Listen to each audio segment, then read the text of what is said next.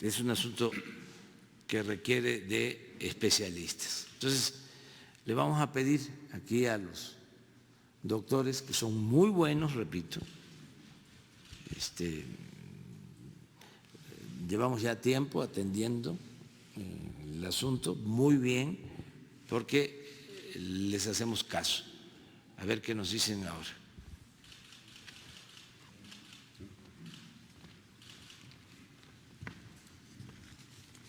Gracias, señor presidente, por su apoyo y por su respeto a la ciencia y a la técnica. Como nos pidió el presidente ayer y se comprometió en esta conferencia matutina, aquí estamos las personas que representamos la acción que estamos siguiendo bajo el comando del secretario de Salud, el doctor Jorge Alcocer Varela, aquí presente. A mí me toca el rol de vocero y por eso estoy dando esa explicación, pero de antemano dejo en claro que este es un trabajo de equipo, no se puede hacer por una sola persona. Y aquí participan numerosas personas de instituciones nacionales y también del apoyo internacional. Quisiera, con el permiso del presidente, presentar a los que están aquí presentes. Está mi maestro, el secretario de Salud, que ya todo el mundo lo conoce. Está el señor Cristian Morales Furiman, quien es representante de la Organización Mundial de la Salud y Organización Panamericana de la Salud en México, y que en unos minutos nos va a comentar sobre la perspectiva internacional. Está la doctora Oliva López Arellano, secretaria de Salud de la Ciudad de México y experta en salud pública. Está el doctor Víctor Hugo Borja Aburto, epidemiólogo y director de prestaciones médicas del Instituto Mexicano del Seguro Social. Está Ricardo Cortés Alcalá, director general de promoción de la salud y también epidemiólogo. Está el doctor José Luis Salomía Segarra, quien es el director general de epidemiología, es el coordinador técnico de la respuesta y es también epidemiólogo. Está el doctor Gustavo Reyes Terán, quien es especialista en infectología y medicina interna, investigador nacional, experto en virología. La doctora Aletze de la Torre, quien es directora general del Centro Nacional para la Prevención y Control del VIH-Sida, pero ella es infectóloga, especialista también en salud pública y experta en preparación y respuesta ante epidemias. Está la doctora Lorena Rodríguez Bores, quien es secretaria técnica del Consejo Nacional de Salud Mental, psiquiatra, experta en el manejo de crisis emocionales, tanto en el campo individual como en la salud pública mental. Está el doctor Jean-Marc Gabastú, quien es asesor regional de la Organización Panamericana de la Salud para Bioseguridad y Respuesta a Emergencias. Y está el doctor Ruy López Ridaura, director general del Centro Nacional de Control de Enfermedades y Programas Preventivos, y es epidemiólogo también y experto en salud poblacional. A continuación, ellos, solo para dejarlo nuevamente claro, ellos representan los puntos de coordinación de una amplia respuesta que involucra a diversas instituciones nacionales y ha habido un diálogo muy fluido con los institutos nacionales de salud que coordina el doctor Reyes Terán, con los investigadores nacionales y más de 3,000 expertas y expertos en el campo de atención médica, enfermedades virales, que provienen de las instituciones públicas de investigación y enseñanza superior. Entrando en materia, en el primer mapa, este mapa lo produce todos los días la Organización Mundial de la Salud, nosotros simplemente lo replicamos para fines de coordinación o comunicación, y se representa la situación actual de la distribución del coronavirus 2019 hasta el corte de ayer por la tarde.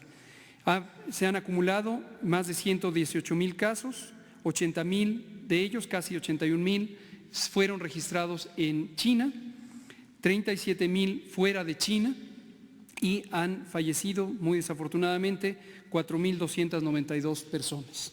Esta situación, como conocen ustedes y conoce el pueblo, cambia cada día de acuerdo a la evolución o el avance de la epidemia, y lo que vamos a ver es que distintos países tienen ya al menos un caso. Hasta el momento se han registrado 105 países, gruesamente la mitad del mundo, que tienen al menos un caso, y en 10 países existe transmisión comunitaria activa.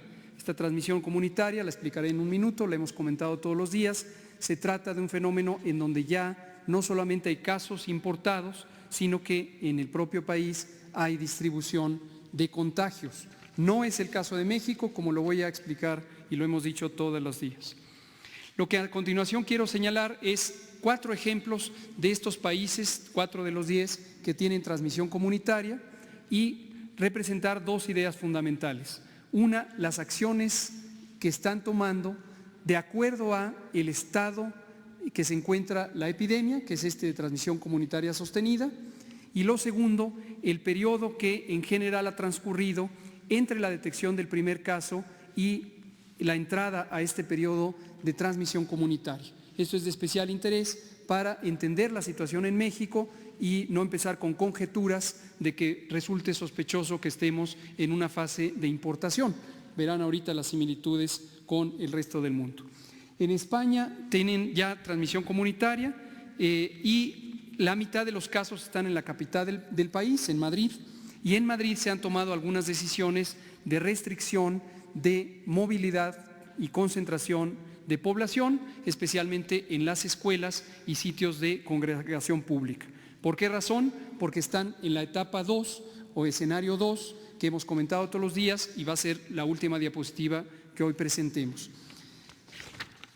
En España, como se ve en la siguiente imagen, esta es una curva epidémica, es la representación del número registrado de casos en esta situación día por día. Lo que pueden ver ustedes es en el extremo el primer caso, y el primer caso en España ocurrió el 1 de febrero y han transcurrido 27 días hasta el momento en que entran en transmisión comunitaria. En la siguiente diapositiva está el caso de Francia. En Francia tienen también propagación y brotes comunitarios, están en el escenario 2, pero no han tomado medidas tan restrictivas como las de España. Con ello lo que quiero destacar es que, como lo ha señalado la Organización Mundial de la Salud, y seguramente lo dirá el representante en México, cada país toma decisiones de acuerdo a su realidad. Esta realidad incluye qué tanta capacidad existe en la parte de salud pública para hacer las 3 medidas fundamentales de contención, que son la detección temprana de los casos y su diagnóstico, el aislamiento de los propios casos y el estudio de contactos. Además, por supuesto, de la comunicación pública, que algunos países decidimos tenerla de manera continua, todos los días, en algunos casos 2 veces al día, como precisamente ocurrirá hoy. Ese es el caso de Francia. La curva epidémica de Francia, que es esta representación de los números de casos por día, lo que nos muestra es que Francia empezó el 25 de enero con la detección de su primer caso y pasaron 31 días hasta que llegó al punto de transmisión. Lo que representan estas gráficas es, en la línea roja, los casos que se han acumulado, en la línea verde, los casos que se registran día por día y por eso tienen mayor variación, y en la línea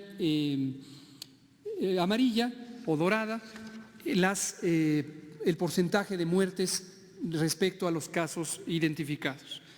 En el siguiente ejemplo es Alemania. En Alemania tenemos también una situación en donde hay propagación comunitaria, pero mucho más focalizada en comparación a lo que ocurre en España, por ejemplo.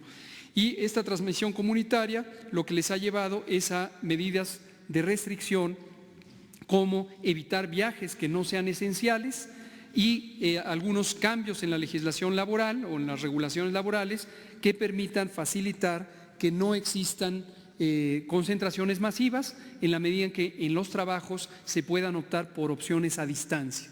Un buen número de trabajos permite, por la naturaleza del trabajo, que no es manual, hacer el trabajo a distancia, y esto es una opción que siempre es posible considerar en la salud pública.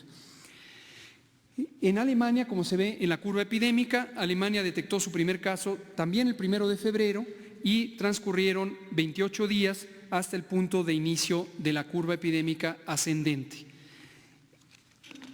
La siguiente tenemos la situación de Estados Unidos. Aquí lo destacamos por los anuncios recientes que ocurrieron ayer por la noche en voz del presidente de ese país vecino. Destacamos, en Estados Unidos existe transmisión comunitaria. Como ya dijimos, transmisión comunitaria es que no solamente las personas que adquirieron el virus fuera son casos, sino también los contagios que inicialmente ocurren.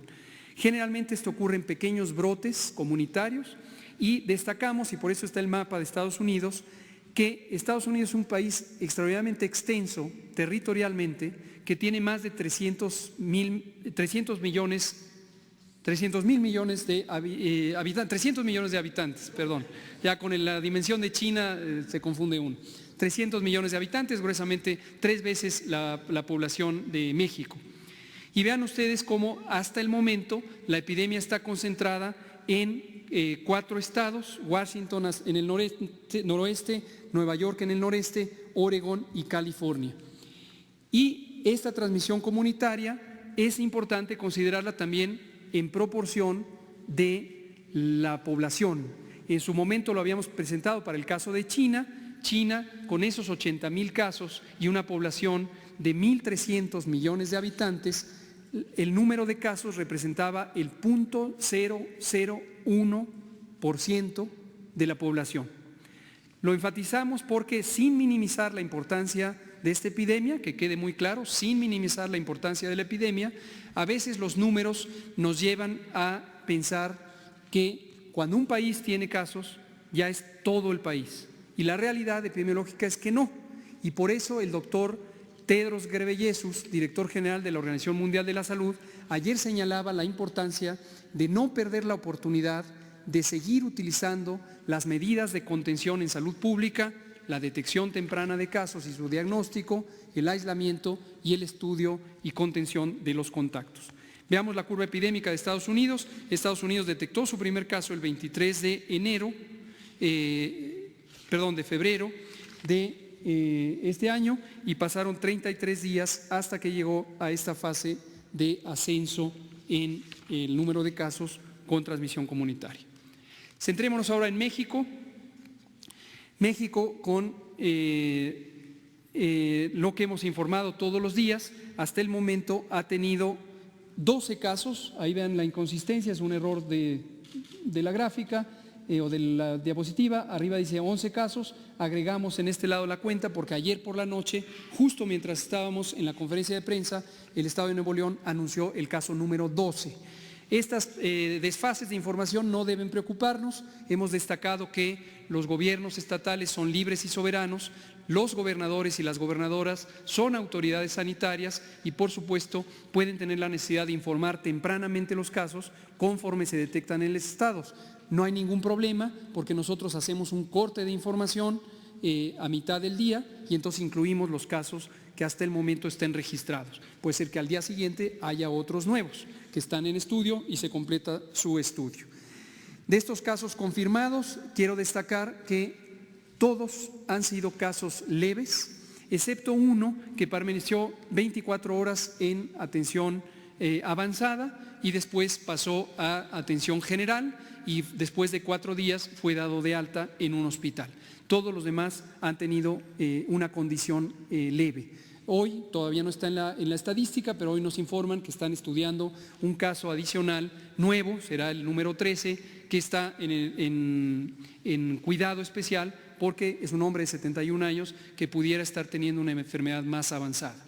Lo digo porque hemos destacado que la distribución del comportamiento de esta enfermedad en la población es la siguiente: 8 de cada 10, 80%, van a tener una enfermedad leve o tan leve que no se den cuenta o que no nos demos cuenta y lo tengamos. Esto precisamente hace sentido de lo que declaró ayer la canciller alemana Angela Merkel cuando decía hasta 70% de la población alemana va a estar infectada. Sí, en todo el mundo lo más probable es que hasta el 70% de la población esté infectada. Pero es indispensable, es muy importante que la población, todos ustedes, distingan infección, que es que el virus entró al cuerpo, de enfermedad. Hay muchísimas situaciones de salud que tienen esa diferencia. Un virus que puede entrar al cuerpo, el cuerpo responde con el sistema inmune, el sistema de defensas, genera anticuerpos, elimina al virus y no nos enteramos que lo tuvimos. En este caso puede ser hasta 80%.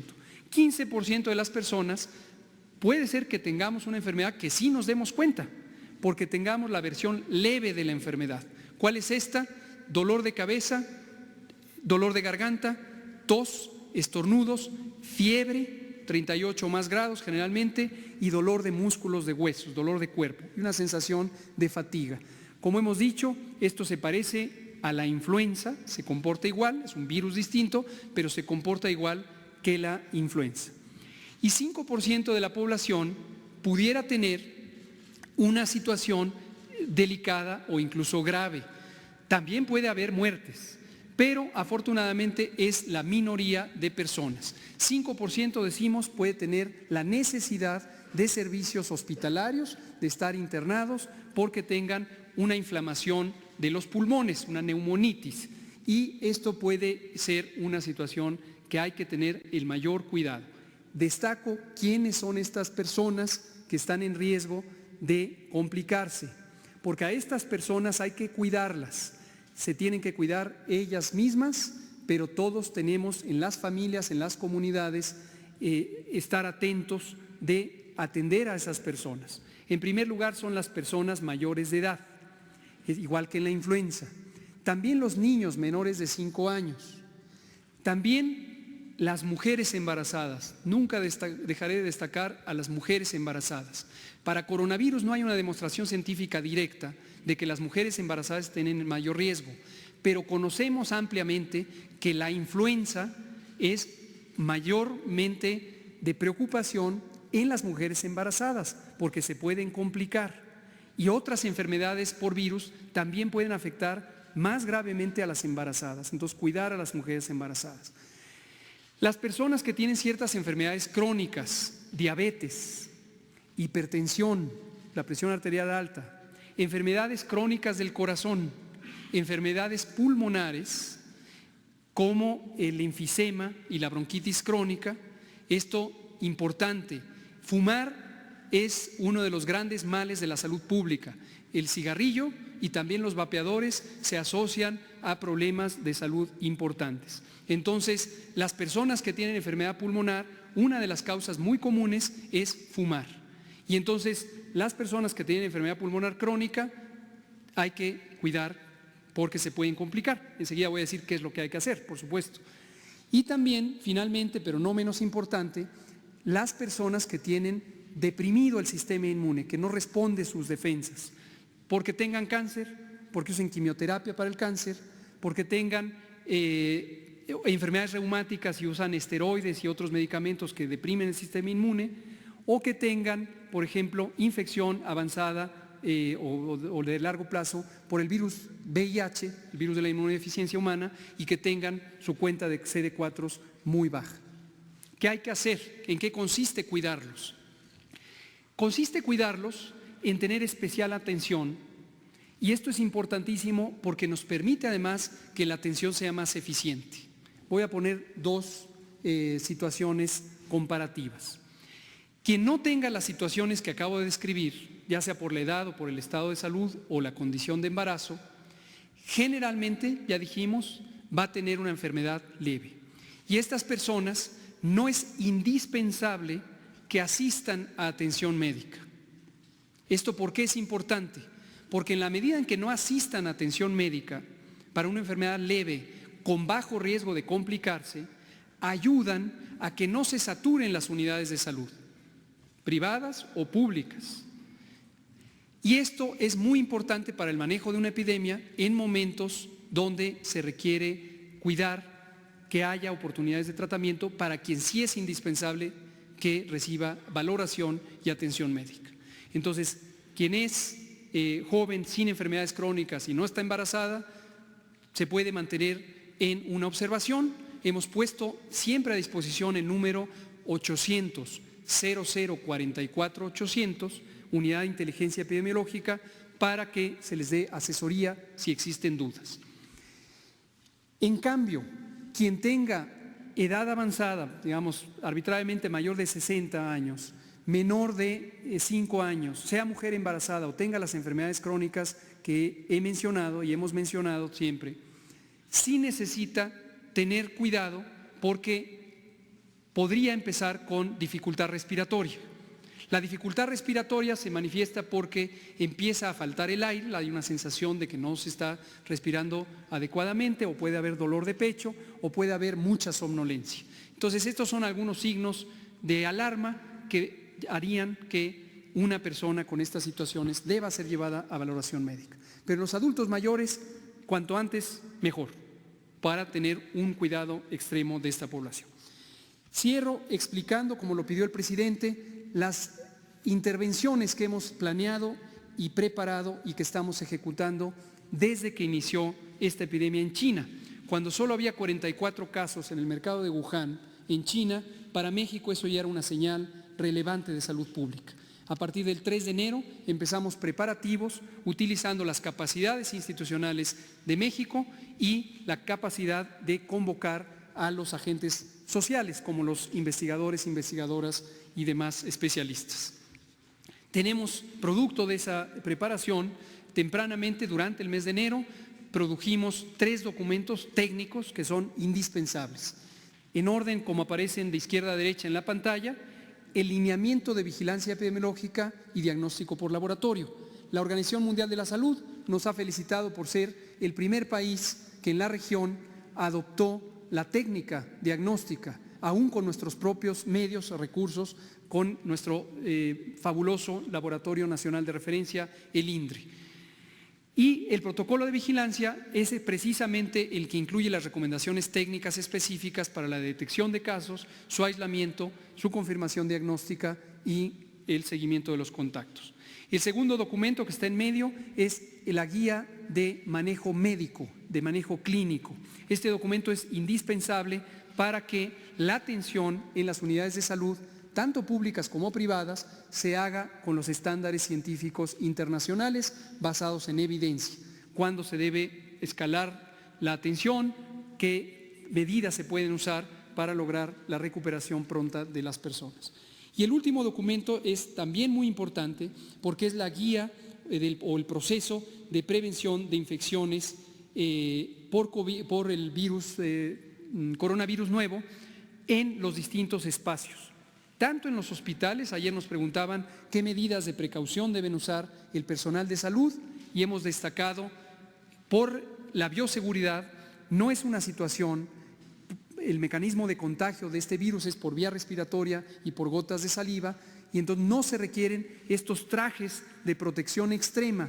Aunque esos son muy alarmistas o notorios en los medios de comunicación, no hay ningún fundamento científico para que se deban usar esos trajes en el manejo de las personas. Lo mismo los cubrebocas de alta eficiencia, los N95, esas como conchitas blancas que se ponen de cubrebocas, se usan para personal especializado que está en contacto directo con los pacientes. El resto, tanto del personal de salud como personal en general, no necesita tener ningún cubrebocas, tampoco la población. Hemos enfatizado que el cubrebocas quirúrgico ordinario no es un mecanismo de precaución para quienes quieren protegerse. Sí es un mecanismo que ayuda a la prevención si lo usa la persona enferma. Y hemos recomendado también 3 elementos críticos: lavarse las manos continuamente con agua y jabón o utilizando alcohol gel de 70% o más. Segundo, respetar el estornudo de etiqueta. Ya dijimos, el famoso achú en el ángulo del brazo, para evitar que en la mano transmitamos las secreciones respiratorias con el virus. Y tercero, si se está enfermo, quedarse en casa. Quedarse en casa, ayudar a la comunidad, a la familia, a los vecinos, a las colegas del trabajo, a que no se contagien. Quedarse en casa, autoconfinarse. En esta preparación, en la siguiente diapositiva, vemos la fase 2. Esa fue la fase 1, crear los documentos. La fase 2 fue un diagnóstico de la situación que guarda el sistema de salud, pensando específicamente en coronavirus. Y aquí es el inventario de ventiladores mecánicos, de camas de hospital, de unidades de terapia intensiva, etcétera, etcétera, etcétera. Ha habido una excelente colaboración de los gobiernos estatales, sus gobernadores, las gobernadoras, sus secretarios